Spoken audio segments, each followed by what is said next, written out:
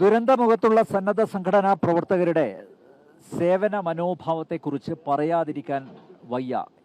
ഈ മേഖലയിൽ ഒരുപാട് പേരെ കാണാൻ സാധിച്ചു.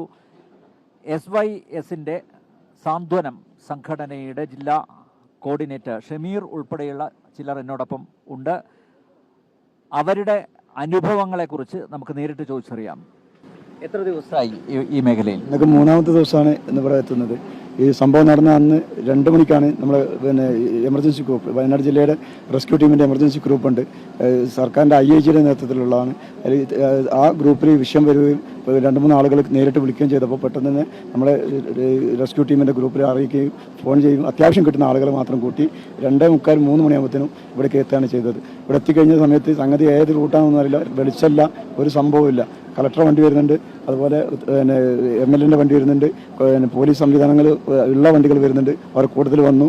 ഈ ചുരൽമലയിൽ നിന്ന് ടൗണിനെ കാണുന്നില്ല, പള്ളിൻ്റെ അവിടുന്ന് മുകളിലോട്ടുള്ള റോഡിന് നടന്ന് അതിൽ പോയിട്ട് ഉള്ള ആളുകളെ JCB മാത്രം റോഡ് റെഡിയാക്കി തന്നു. അതിൽ നടന്നിട്ട് ആ റോഡിന് നേരെ കയറി ജീവിച്ചിരിക്കുന്നവരെ രക്ഷപ്പെടുത്താനുള്ള ദൗത്യത്തിലേക്ക് ഞങ്ങൾ നീങ്ങുകയാണ് ചെയ്തത്. ഉള്ള വെളിച്ചത്തിൽ മൊബൈലിലും ഹെഡ്ലൈറ്റും വെച്ചിട്ട് നടന്ന് മരത്തിൻ്റെ മുകളിലേക്ക് കവർ ചെയ്ത് വീട്ടിലേക്ക് കയറി കൂക്കി വിളിച്ച് പോയപ്പോഴാണ് ഒരു വീട്ടിൽ നിന്ന് ഒരു അമ്മച്ചി ഞങ്ങളിവിടെ ഉണ്ടെന്ന് പറഞ്ഞ് ഞങ്ങൾ ജനലിലൂടെ കൂടെ കൈകൊണ്ട് മൊബൈലിൽ ടോർച്ച് അടിച്ച് ഇങ്ങനെ കാണിച്ചു. അതിൽ ഉടനെ തന്നെ ഞങ്ങൾ അവിടെ നിന്നുള്ള നിങ്ങൾ സുരക്ഷിതരാണ്, കുഴപ്പമില്ല, രക്ഷപ്പെടുത്താമെന്ന് പറഞ്ഞു. താഴെ നിന്ന് ഒരാളെ തോളിൽ ചവിട്ടിയിട്ട് മുകളിലേക്ക് കയറാൻ ശ്രമിച്ചവർ പറഞ്ഞു, നിങ്ങൾ താഴത്തെ വാതിൽ ചവിട്ടിക്കോളും, പൊളിഞ്ഞാലും കുഴപ്പമില്ല, നിങ്ങൾ ചവിട്ടിയിട്ട് അത് വേണ്ട മുകളിലോട്ട് കയറിക്കോളും എന്ന് പറഞ്ഞു. അങ്ങനെ ഞങ്ങൾ വാതിൽ ചവിട്ടി തുറന്നു, മുകളിലേക്ക് മുകളിൽ കയറിയപ്പോൾ അവരമ്മച്ചിയും അപ്പച്ചനും 2 പേരാണുള്ളത്. അവർ പറഞ്ഞു ഞങ്ങൾക്ക് രക്ഷപ്പെടണമെന്ന് പറഞ്ഞു. ഞങ്ങൾ പറഞ്ഞു ഞങ്ങൾ കൂടെ നിന്ന് പറഞ്ഞു. അവർക്ക് ആവശ്യമുള്ള സാധനങ്ങളൊക്കെ എടുത്തു, അവരെ കൈ പിടിച്ചു, നേരെ പുറത്ത് കൊണ്ടുവന്നിട്ട് ഇവിടുന്ന് കാണുന്ന ആ മരൻ്റെ മുകളിലേക്ക് കയറി ആ മലിൻ്റെ മുകളിൽ നിന്ന് ഞങ്ങൾ ഫയറിനെ അവിടുന്ന് കൂക്കി പിടിച്ചു. അവർ നേരെ ഇവിടുന്ന് ലൈറ്റ് അടിച്ച് വന്നിട്ട് താഴേക്ക് വന്നിട്ട് അവരെ വണ്ടിയിൽ കയറ്റി അവരെ അനിയൻ്റെ വീട്ടിലേക്ക് മേപ്പാടിയിലേക്ക് ഷിഫ്റ്റ് ചെയ്യാണ് ചെയ്തത്. പിന്നീട് രക്ഷപ്പെടുത്താനുള്ള ആളുകളെ ആ സ്കൂളിൻ്റെ ഭാഗത്തുനിന്ന് നേരെ അക്കരെ കാണുന്ന ഭാഗത്ത് ചളിയിൽ പൊതിഞ്ഞ് കുറേ ആളുകൾ നിൽക്കുന്നുണ്ട്. അതേമാതിരി തന്നെ ഫയർഫോഴ്സിൻ്റെ ടീമും പോലീസും വന്നിട്ട് അങ്ങോട്ടേക്ക് നമുക്ക് വടം കെട്ടി തന്നു. വടം കെട്ടി അക്കരെ ചെന്നിട്ടാണ് പല ആളുകളെയും രക്ഷപ്പെടുത്തിയത്. അതിനുശേഷം കുറച്ച് വെളിച്ചം വെച്ചു, ഒരു 5 മണി 5:30 കുറച്ച് വെളിച്ചം വെച്ചപ്പോഴാണ് സ്കൂളിൻ്റെ മുമ്പ് തൊട്ട് താഴെ വന്ന് കളിക്കുന്ന റോഡ് കണക്കിന് മരങ്ങളും സംവിധാനം കാണുന്നത്. അതിൻ്റെ അടിയിൽ നിന്ന് മരം കട്ട് ചെയ്തിട്ടും വടം വെച്ച് വലിച്ചും പുറത്തെടുത്തപ്പം 3 ബോഡി അതിൻ്റെ ഉള്ളിൽ നിന്ന് കിട്ടി. അതിൻ്റെ അടിയിൽ ആ സ്കൂളിന് തൊട്ടടുത്തുള്ള ഭാഗത്ത് ക്വാർട്ടേഴ്സാണ്. ആ ക്വാർട്ടേഴ്സിൽ ഏകദേശം 14ഓളം ആളുകളുണ്ടെന്നാണ് പറയുന്നത്. അത് അവിടെ തങ്ങിയിട്ടുണ്ടോ പുറത്ത് പോയിട്ടുണ്ടോ എന്ന് അവർക്കറിയില്ല. എന്നാലും അവിടുന്ന് 3 ബോഡി കിട്ടി. പക്ഷേ കൂമ്പാരമായി കിടക്കുന്ന മരം നീക്കിയാൽ അതിന് എത്ര ബോഡി അതിൻ്റെ ഉള്ളിലെന്ന് മനസ്സിലാക്കാൻ കഴിയുള്ളൂ. തൊട്ടപ്പുറത്ത് നമ്മൾ വളണ്ടിയേഴ്സിൻ്റെ ടീം നേരെ കുറച്ച് മുകളിൽ ചെന്നപ്പോൾ ഒരു വീട്ടിൽ തകർന്നെടുക്കുന്ന സ്ലാബിൻ്റെ തൊട്ട് എത്തി കൂക്കി വിളിച്ചപ്പോൾ ഒരു കുട്ടീൻ്റെ കൈയിൻ്റെ വിരലിങ്ങനെ അനങ്ങുന്നതും തല മുകളിലേക്ക് കുട്ടി ഇങ്ങനെ കാട്ടുന്നത് കണ്ടപ്പോൾ ഉടൻ തന്നെ നമ്മൾ പിടിച്ചു, കുട്ടീനെ വലിച്ചെടുത്തു. അതിൻ്റെ ഉപ്പയും ഉമ്മയും മരണപ്പെട്ടു. അവിടെ നിന്ന് ഒരു മെമൻറ്റോ കിട്ടി, ആയിഷ എന്ന് പറഞ്ഞ കുട്ടീൻ്റെ ഒരു മെമൻറ്റോ കിട്ടി. അപ്പോൾ നമുക്ക് സാധ്യത ഉണ്ട് ആ കുട്ടിയും കൂടി അവിടെ ഉണ്ടെന്ന് തോന്നി. അന്ന് വൈകുന്നേരം വരെ അവിടെ തെരച്ചിൽ നടത്തി. അങ്ങനെ ഇവിടുന്ന് 3 അവിടുന്ന് 6-7 ബോഡി മയ്യത്തുകൾ നമുക്ക് അവിടുന്ന് എടുക്കാൻ സാധിച്ചിട്ടുണ്ട്. അതിനുശേഷം ഫുള്ള് നമ്മുടെ ഏകദേശം 120ഓളം വളണ്ടിയേഴ്സിൻ്റെ സേവനം ഇവിടെ നടത്തിക്കൊണ്ടിരിക്കുകയാണ്. ഇന്നലെ രാവിലെ നമ്മൾ വില്ലേജ് റോഡിൽ അങ്ങോട്ട് ചെന്നപ്പോൾ ആ ഭാഗത്ത് ആളുകൾ കൂടുതൽ എത്തിയിട്ടില്ല. അവിടെ നിന്നാണ് ഫസ്റ്റത്തെ ദിവസം തന്നെ 32 ബോഡി കിട്ടിയത്. ആ ഭാഗത്ത് മരങ്ങൾ ഇവിടുന്ന് വന്ന എല്ലാ സംഭവങ്ങളും അങ്ങോട്ടേക്കാണ് വന്നടിഞ്ഞിട്ടുള്ളത്. മരങ്ങളും ഇവിടുന്ന് വന്ന എല്ലാ സംഭവങ്ങളും അവിടെ അല്ല, ഒരു സർക്കിളാണ്, അതിൽ വന്ന് അടിഞ്ഞ് കയറിയിരിക്കുകയാണ്. അതിൻ്റെ ഉള്ളിൽ തെരച്ചിൽ നടത്തിയ സമയത്ത് ലൈവായിട്ട് കാഴ്ച തന്നെ ബോഡികൾ കിട്ടുകയാണ്. ഒന്നും മാറ്റിലൊന്നുമില്ല ഫസ്റ്റത്തെ ദിവസം. അന്ന് ഇന്നലെ രാവിലെ ഞങ്ങൾ ചെന്നത് 7:15 ഞങ്ങൾ എത്തിയപ്പോഴും കുറച്ച് മരങ്ങൾ ഇങ്ങോട്ട് കട്ട് ചെയ്ത് മാറ്റിയപ്പോൾ തന്നെ ഇങ്ങനെ കൈ തൂങ്ങിയിട്ട് കിടക്കുന്നുണ്ട്.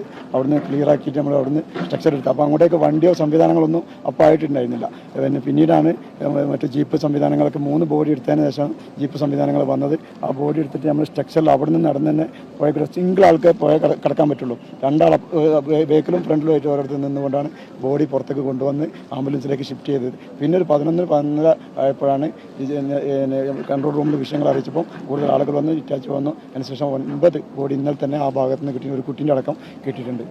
ഈ രീതിയിൽ മണ്ണിലിറങ്ങിയിട്ടാണ് സന്നദ്ധ സംഘടനകളെല്ലാം, എല്ലാ സന്നദ്ധ സംഘടനകളും ആരും ഒരു മാറ്റി നിർത്തേണ്ട, എല്ലാവരും ഒരേ ഇതിൽ വർക്ക് ചെയ്തുകൊണ്ടിരിക്കുന്നത്. ഞങ്ങളെ കൊണ്ട് കഴിയുന്ന പ്രവർത്തനം. പുത്തുമല സംഭവം നടന്നപ്പോഴും ഇതേ സേവനം തന്നെ എല്ലാവരും 14 ദിവസം അവസാനം കലക്ടറും റവന്യൂ വകുപ്പും നിർത്താൻ പറയുന്നത് വരെ സേവനം ചെയ്യാണ് ഞങ്ങൾ ചെയ്തിട്ടുള്ളത്. നമ്മളെ സംബന്ധിച്ചിടത്തോളം ഇവിടെ എല്ലാവരും ഒത്തൊരുമയോട് കൂടി നിൽക്കുന്നതുകൊണ്ട് വയനാടിൻ്റെ റെസ്ക്യൂ ടീം തന്നെ ജില്ലയിലെ എല്ലാ ദുരന്ത മേഖലകളിലും പ്രവർത്തിക്കുന്ന IHയുടെ നേതൃത്വത്തിൽ തന്നെ, സർക്കാർ നേതൃത്വത്തിൽ തന്നെ ഇത്തരത്തിലുള്ള സഹഭാരതി അടക്കം, അതുപോലെ വൈറ്റ് കാർഡ് അടക്കം, ഡിവൈഎഫിൻ്റെ മറ്റ് സംഘടനകളൊക്കെ എല്ലാവരും സജീവമായിട്ട് ഇതിൽ പങ്കെടുക്കുന്നുണ്ട്. നമ്മളെ കൊണ്ട് കഴിയുന്ന പ്രവൃത്തി ഞങ്ങൾ കൂടെ നിന്ന്, സർക്കാരിൻ്റെ കൂടെ നിന്ന് ചെയ്യുന്നുണ്ട്. പുത്തുമല പുനരധിവാസം പോലെ ചിലപ്പോൾ എത്രത്തോളം എളുപ്പമായിക്കൊള്ളുന്നില്ല ഇപ്പോഴത്തെ സാഹചര്യത്തിൽ. കാരണം എത്രയും വലിയ ദുരന്തം തന്നെയാണ്. കുറച്ചൊന്നുമല്ല, 100-200 അടുത്ത് കുടുംബങ്ങൾ തന്നെ നമുക്ക് നഷ്ടപ്പെട്ടിട്ടുണ്ടെന്നുള്ളതാണ് മനസ്സിലാകുന്നത്. ഇന്നലെ വൈകിട്ടാണ് ന്യൂസ് വന്നത്, എൻ്റെ 28 ആളുകളുടെ എൻ്റെ കുടുംബത്തിൽപ്പെട്ട 2 പേരെ കിട്ടിയുള്ളൂ എന്നൊരു ഫാമിലി സമീപിക്കേണ്ടായത് കൺട്രോൾ റൂമിൽ. ആ രീതിയിലേക്ക് പത്രത്തിൽ നിന്ന് ന്യൂസും കണ്ടു. 26 എനിക്ക് കാണാനുണ്ട്. എത്ര ആളുകളെ എവിടേക്കെന്നുള്ളത് ഇപ്പോഴും സ്ഥിരപ്പെടുത്താൻ, ഉറപ്പുവരുത്താൻ ഇതുവരും ഭരണകൂടത്തിന് സംവിധാനത്തിന് കഴിഞ്ഞിട്ടില്ല എന്ന് തോന്നുന്നുണ്ട്. കാരണം കൃത്യമായിട്ട് കണക്കുകൾ വരുന്നുകൊണ്ടേ ഇരിക്കുന്നുള്ളൂ. ഇന്നും കണ്ടില്ലേ, ബോഡി കിട്ടിക്കൊണ്ടിരിക്കുന്നു, പാർട്സ് കിട്ടിക്കൊണ്ടിരിക്കുന്നു, നിലമ്പൂരിൽ നിന്ന് കിട്ടിക്കൊണ്ടിരിക്കുന്നു. എന്തായാലും ഈ ദുരന്തം ഈ വയനാട് ജില്ലയെ സംബന്ധിച്ചിടത്തോളം ഇനി പുനരധിവാസം തന്നെ വലിയൊരു വെല്ലുവിളിയായിട്ടാണ് ഇപ്പോൾ നമ്മൾ കാണുന്നത്. എന്തായാലും ഇത്തരം ദുരന്തങ്ങൾ ഇനി ആവർത്തിക്കപ്പെടാതിരിക്കട്ടെ അല്ലേ? യെസ്, അതിനുള്ള മുന്നൊരുക്കങ്ങൾ ജില്ലാ ഭരണകൂടം സ്വീകരിക്കട്ടെ. സെൻട്രൽ ഗവൺമെൻറ്, കേന്ദ്ര ഗവൺമെൻറ്റും ഇവിടുത്തെ സ്റ്റേറ്റ് ഗവൺമെൻറ്റൊക്കെ ഒരുമിച്ച് നിന്നാൽ ഒരുപാട് കാര്യങ്ങൾ നമുക്ക് ചെയ്യാൻ കഴിയും. ഇപ്പം ആളുകൾ നേതൃത്വമൊക്കെ നേതാക്കളൊക്കെ വരുമ്പോൾ വലിയ പ്രതീക്ഷകളുണ്ട്. ഈ വയനാടിനെ സംബന്ധിച്ചിടത്തോളം എന്തെങ്കിലും ഒരു പരിഹാരം, ഇവിടെയുള്ള ആളുകളെ ഒക്കെ തോട്ടം തൊഴിലാളികളാണ്. അതായത് ഒരു ഹൈ ഫാമിലി അല്ലല്ലോ. സാധാരണ ഈ ചായത്തോട്ടത്തിൽ ചപ്പുനുള്ളി ഉണ്ടാക്കിയ കഷ്ടപ്പെടുന്ന ഒരുപാട് പാവപ്പെട്ടവർ, അവർക്കൊരു പരിഹാരം എത്രയും പെട്ടെന്ന് ഉണ്ടാവട്ടെ.